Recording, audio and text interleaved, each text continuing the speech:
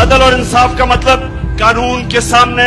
सब एक बराबर, कोई कानून से ऊपर ना हो। मेरी नबी सल्लल्लाहु अलैहि वसल्लम ने कहा मेरी बेटी भी अगर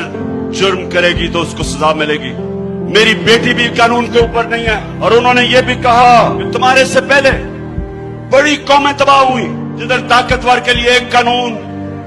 और कमजोर के लिए दूसरा कानून, जिधर कमजोर चोरी करे तो जेल में और बड़ा डाकू चोरी करे तो उसको एनआरओ मिल जाए। 1500 साल पहले मेरे लीडर ने कहा था। आज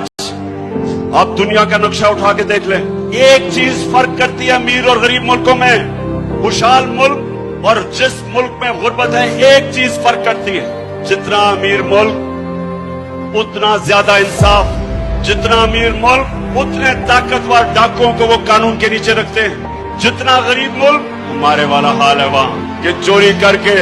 मुल्क का पैसा लूट के और बाहर लंदन में बड़े बड़े महलों में रहे,